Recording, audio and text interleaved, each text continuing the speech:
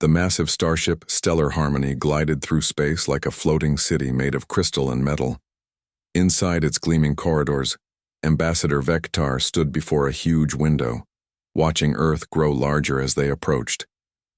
His body looked like living diamond, catching and reflecting the light from distant stars. Every few seconds, rainbow colors would dance across his crystalline skin as he moved. Behind him, the strangest group of beings anyone could imagine bustled around preparing for their mission. There was Merdani, who looked like a walking ocean wave, constantly shifting between liquid and solid form. Her blue-green body rippled as she checked her water-breathing equipment one more time. In the corner, Korth scraped against the metal floor with every step. He resembled a walking mountain of living rock, his silicon body crackling softly as he moved his massive arms. But perhaps the most unusual was Luxan, who didn't have a body at all. Instead, she existed as pure energy, appearing as a bright, swirling cloud of golden light that pulsed gently like a heartbeat. When she spoke, her voice seemed to come from everywhere at once. "The humans intrigue me," Luxan's voice hummed through the air. "According to our studies, they've only just figured out how to talk to other star systems. Yet they managed to send such detailed messages." Vector nodded, his crystal head catching the starlight. "Yes, they seem quite advanced for such a young species. Our intelligence reports say they've covered their entire planet with cities and have even started exploring their local space." Merdani flowed closer, her watery form shifting as she moved. "I find it fascinating that they live on a planet that's mostly water, just like my homeworld. We should have much in common." Korth's rocky voice rumbled through the ship. "Their planet has impressive geological activity. Mountains, volcanoes, deep oceans, a world that shapes strong creatures. For months, they had been studying everything. They could learn about Earth and its inhabitants. The humans had sent detailed messages explaining their culture, their history, and their hopes of joining the galactic community. Everything seemed perfectly normal. The humans appeared to be a typical developing species, curious, intelligent, and eager to learn. The Galactic Council had done this same dance thousands of times before. A new species would develop space communication technology, make contact, and then follow the standard diplomatic process. First would come the formal meetings in carefully controlled environments, then cultural exchanges, technology sharing, and eventually full membership in the galactic community. Vector pulled up the holographic displays showing their planned schedule. Everything was arranged down to the smallest detail. They would land at a specially prepared facility on Earth's surface. The meeting rooms would be kept at exactly the right temperature and atmosphere for all species involved. Each delegation member would have their own environmental suit ready, just in case. "The humans have been very accommodating," Vector noted, as he reviewed the plans. "They've prepared separate spaces for each of our environmental needs. Temperature-controlled rooms for Merdani, mineral baths for Korth, energy chambers for Luxan." The preparations had taken weeks. Every possible scenario had been planned for. The Galactic Council's diplomatic corps had handled first contact with over 3,000 different species. They knew exactly what to expect. What they didn't know was that humans had their own ideas about hospitality. As the ship entered Earth's solar system, passing the red planet Mars and the asteroid belt, Vector felt confident about their mission. The preliminary communications had gone smoothly. The humans seemed eager to please and willing to follow established protocols. Their representatives had been polite, professional, and remarkably similar to other species the Council had welcomed.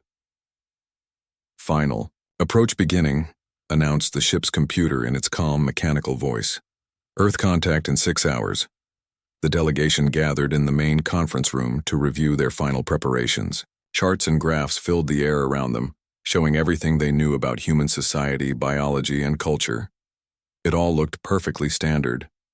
Merdani's liquid form shimmered with excitement. "I'm looking forward to meeting creatures who also love water as much as we do." Korth's stone features almost seemed to smile. "Their planet has created them through the same forces that shaped my people. We understand strength through adversity." Luxan's energy form pulsed brighter. "Their art and music show such creativity. I sense great potential in this species. None of them could have guessed that within hours they would be questioning everything they thought they knew about intelligent life in the universe. The Geneva embassy buzzed with nervous energy as diplomats from 2 different worlds prepared for their first official meeting.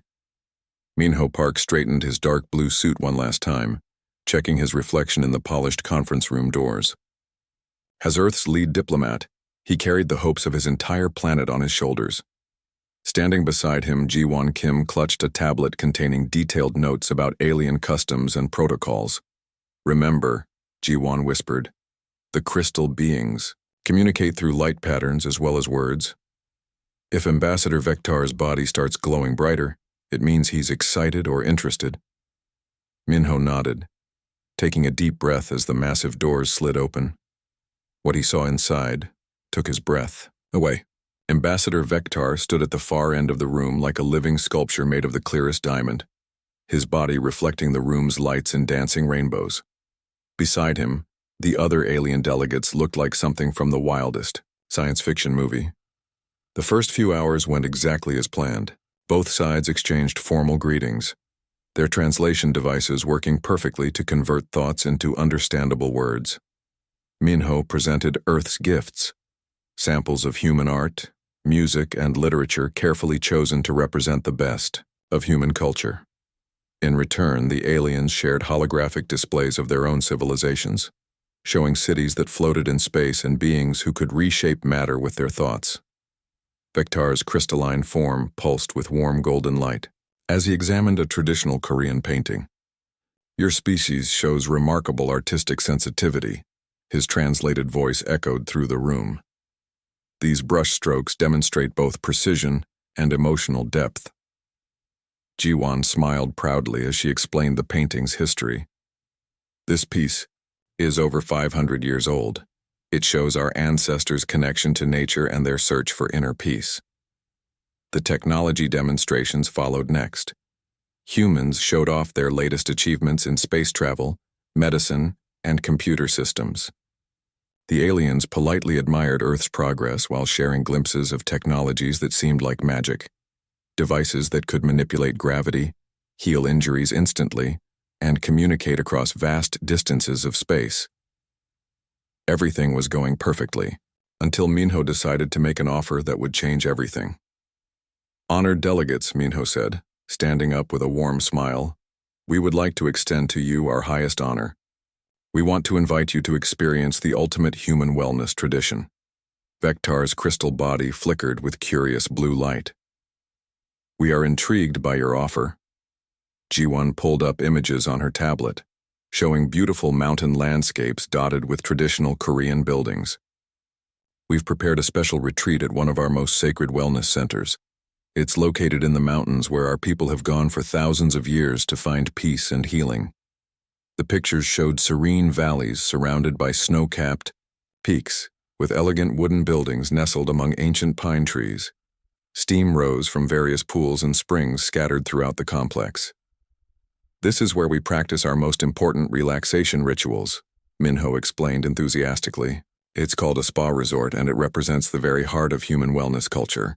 Behind the scenes, Dr. Hyeon Lee, Earth's chief xenobiologist, frantically tried to get Minho's attention. She had been studying the alien physiology reports, and something worried her deeply. The documents mentioned that most galactic species considered temperatures above 30 degrees Celsius to be extremely dangerous. "Sir," Dr. Lee whispered urgently, approaching Minho during a break, "I need to warn you about something. These beings have very different temperature tolerances than humans. What we consider warm, they might find deadly." But Minho was already caught up in the moment. He could see how impressed the aliens were with human culture, and he wanted to share something truly special with them. "Don't worry," he said dismissively. "We'll make sure they're comfortable. This is our chance to show them the best of human hospitality." Meanwhile, Ambassador Vektar was having his own internal debate. His xenobiologist advisors were sending him urgent messages about heated liquid immersion rituals that appeared in human cultural databases. The warnings made the human wellness tradition sound dangerous, possibly even torturous. But Vektar also understood diplomacy. Refusing such an obviously heartfelt invitation from their hosts could be seen as an insult. The humans clearly considered this spa experience to be a great honor, something reserved for their most important guests. "We would be honored to accept your generous invitation," Vectar finally announced, his crystal form glowing with what he hoped looked like enthusiasm, rather than nervousness. The human delegation erupted in excited chatter, already making plans for the mountain retreat. They talked enthusiastically about hot springs, saunas, and therapeutic baths, completely unaware that their alien guests were interpreting these words as descriptions of elaborate torture devices. As they prepared to leave Geneva for the Korean mountains, neither side realized they were heading toward a cultural misunderstanding that would test the limits of interstellar diplomacy. The mountain resort looked like paradise as their vehicles wound up the narrow road through ancient pine forests. Minyo pointed excitedly out the window at the traditional Korean buildings with their curved roofs and elegant wooden architecture. "This place has been a healing center for over 1,000 years, he explained to his alien passengers. "Korean. Royalty used to come here to restore their health and find inner peace." Ambassador Vectar's crystalline form reflected the morning sunlight streaming through the vehicle windows. He tried to appear calm, but inside his diamond-like structure, nervous energy was building. The other delegates seemed equally tense. Merdani's watery form kept shifting restlessly, while Korth's rocky exterior made grinding sounds that indicated stress among his people. When they arrived at the resort entrance, human staff members in flowing white robes greeted them with deep bows and warm smiles. The aliens were impressed by the ceremony and respect being shown. Everything seemed perfectly civilized and welcoming. "Welcome to the sacred waters," announced Ji-won, as she led the group through beautifully maintained gardens filled with blooming flowers and carefully sculpted trees. For thousands of years, humans have come to places like this to heal their bodies and calm their minds. The path wound through the gardens toward a series of wooden buildings built around natural rock formations. Steam rose from various pools scattered throughout the area, creating an almost mystical atmosphere. The aliens found the setting quite beautiful, though they couldn't understand why vapor was rising from so many different locations. "The water here comes from deep underground springs," Minho explained proudly. "It's heated naturally by the earth itself and contains special minerals that are very good for human health." That should have been their first warning. As they approached the main bathing area, Ji-won began explaining the process with obvious excitement. "We'll start with the hottest pools and work our way to the cooler ones. The traditional sequence helps your body adjust gradually to the healing temperatures." "Healing temperatures?" Vectar asked, his voice carrying a slight tremor that his translation device couldn't quite hide. "Oh yes," Ji-won replied cheerfully. "We keep the main pools between 40 and 45 degrees Celsius. Some of our special therapeutic pools go even higher." The alien delegates froze. Those temperatures were beyond anything their species could survive. On Vectar's homeworld, water that hot would literally cook crystalline beings like himself. For the aquatic Merdani, such heat would cause instant death. Even the hardy rock-based Korth had never encountered anything close to those temperatures. But before they could voice their concerns, human security personnel began casually removing their clothes and stepping toward the steaming pools. The aliens watched in growing horror as these humans, people they had been talking with and laughing with just moments before, prepared to enter what could only be described as boiling cauldrons. "The key is to enter slowly," one of the human guards called out happily. "Let your body get used to the heat gradually." The first human stepped into the water, and immediately his skin began turning bright red. Steam rose around his body as he slowly lowered himself deeper into the pool. Instead of screaming in agony as the aliens expected, the human's face showed nothing but pure contentment. "Ah," the guard sighed with obvious pleasure. "This feels incredible after that long drive." More humans followed, each one descending into the superheated water with expressions of bliss. Some dunked their heads completely underwater and stayed submerged for terrifyingly long periods. When they finally emerged, their skin was bright. Red and sweat poured down their faces, yet they looked more relaxed than ever. "You see how the heat opens up your pores?" Jiwon explained to the stunned aliens, pointing to the sweating humans. It helps your body release all the toxins that build up from daily stress. Vectar's translation system began making strange, clicking sounds as it struggled to process phrases like sweating out toxins and opening pores. The concepts made no sense to beings whose bodies worked completely differently from human physiology. And look how relaxed they become, Minho added, gesturing to the humans floating peacefully in the steaming water. Some people soak until their skin gets all wrinkled and pruny. The longer you stay in, the better you feel. The word pruny completely broke Merdani's translation device. In her liquid-based language, there was no equivalent for skin becoming wrinkled from heat exposure because such a thing would mean death for her species. What truly horrified the aliens was that this wasn't some kind of punishment or torture. The humans genuinely seemed to enjoy this experience. Children splashed and played in nearby pools of the same scalding water, laughing and shouting with joy. Elderly humans sat peacefully in the hottest pools, chatting calmly while their bodies endured what the aliens could only perceive as unimaginable suffering. Who would like to try first? Jiwon asked brightly, turning to face the alien delegation with an encouraging smile. The silence that followed was deafening. The silence stretched on awkwardly as the alien delegates stared at the steaming pools in what could only be described as frozen terror. Minho and Jiwon exchanged confused glances, completely misreading their guest's reaction. "Oh, I understand," Jiwon said with a warm, encouraging smile. "You're probably just nervous about trying something new. That's completely normal. Everyone feels a little anxious their first time at a hot spring." She gestured enthusiastically toward the pools where humans continued to soak peacefully, their red faces glowing with contentment. "But don't worry. The heat is incredibly good for you. It opens up your cellular pathways, allowing your body to release stress at the deepest level." Ambassador Vectar's crystalline form began flickering rapidly between different colors, a sure sign of extreme distress among his people. The phrase, "opens cellular pathways," translated in his mind as something like, "breaks apart your basic molecular structure," which sounded like a description of death itself. "The heat literally dissolves tension from your muscles," Jiwon continued, trying to be helpful. "And many people say it creates a kind of spiritual renewal, like being reborn through the purifying power of the thermal waters." Each word made things worse. Merdani's watery form began bubbling and frothing uncontrollably. In her species, understanding, dissolving, and purifying through heat were terms used to describe industrial processes for breaking down unwanted materials. The concept of spiritual renewal through thermal purification sounded exactly like ritualistic execution.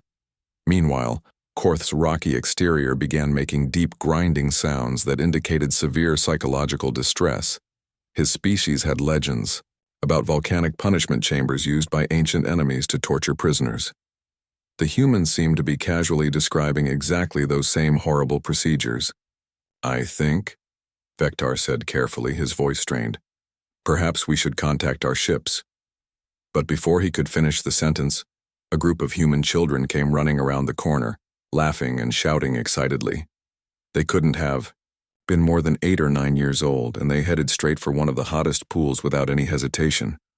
"Last one in is a rotten egg," shouted a little girl as she jumped directly into water that was literally steaming.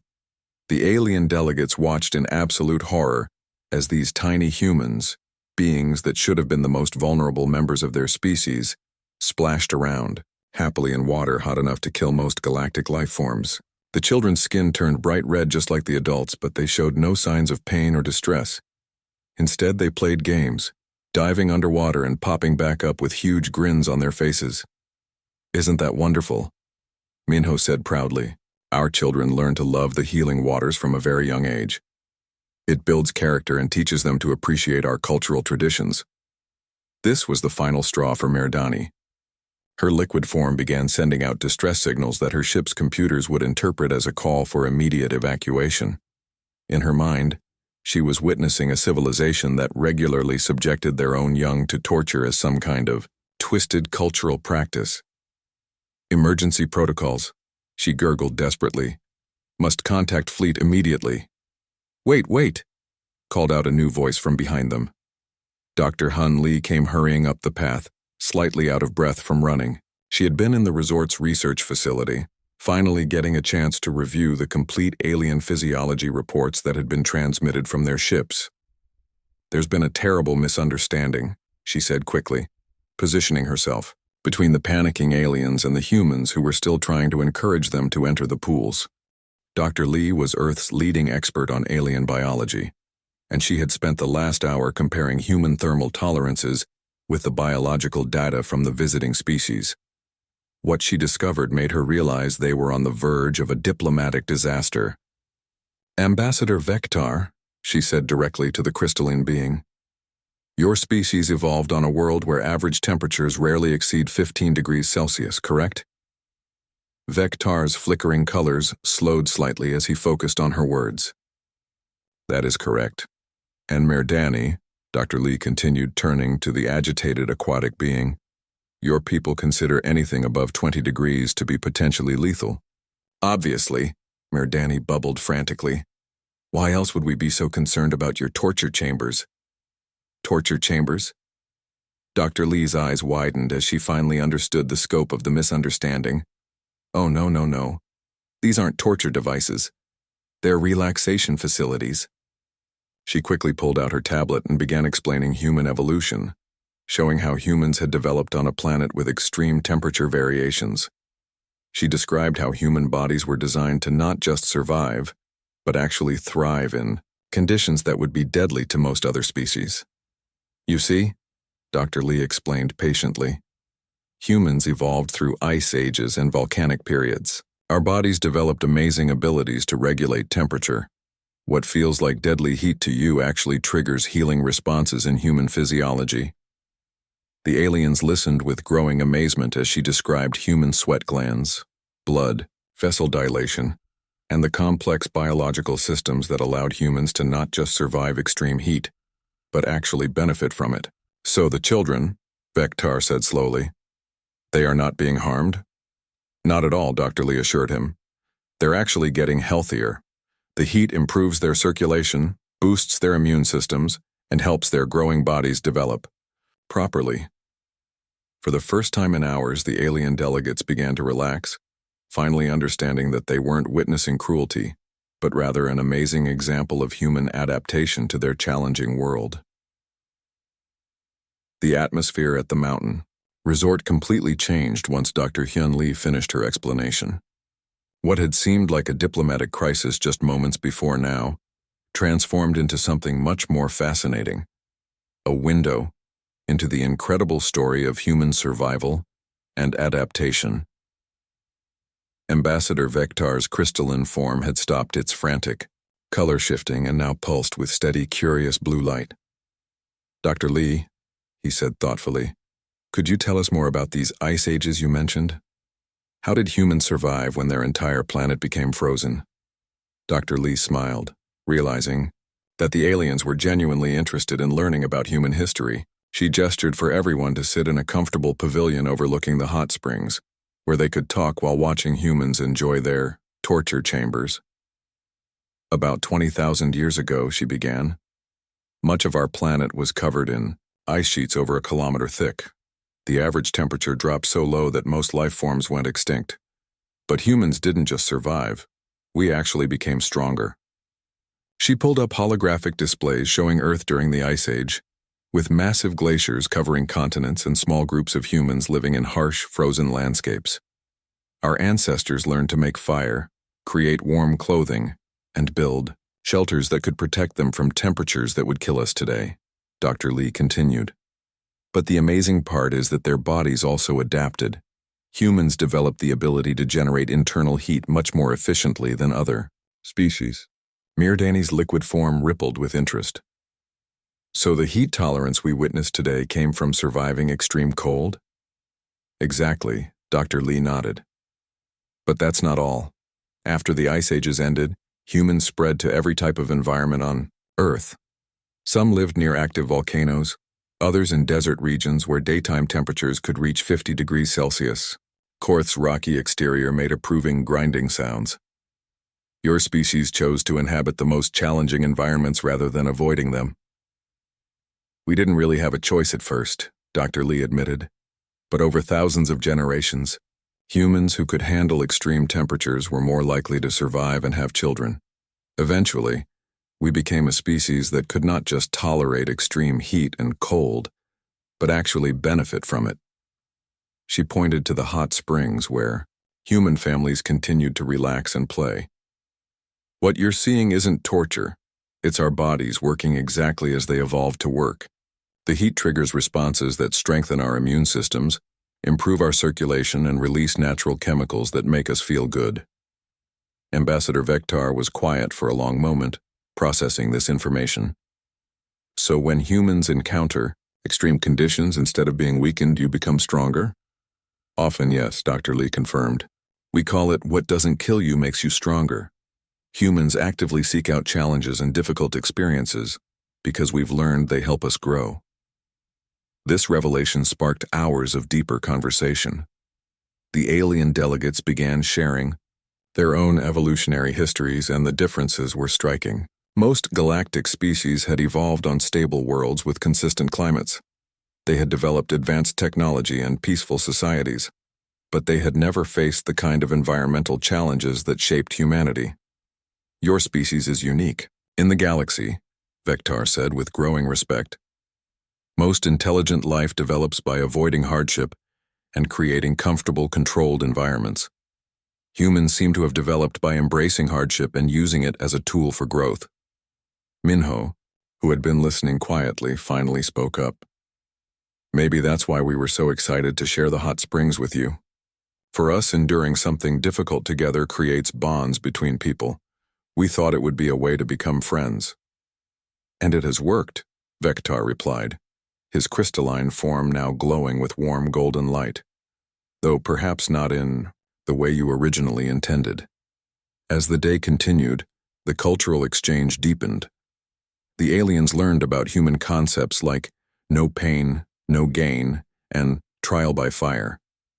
They discovered that humans actually sought out challenging experiences, climbing dangerous mountains, running long distances until their bodies were exhausted, even eating food so spicy they caused physical pain, all because these experiences somehow made humans feel more alive and capable.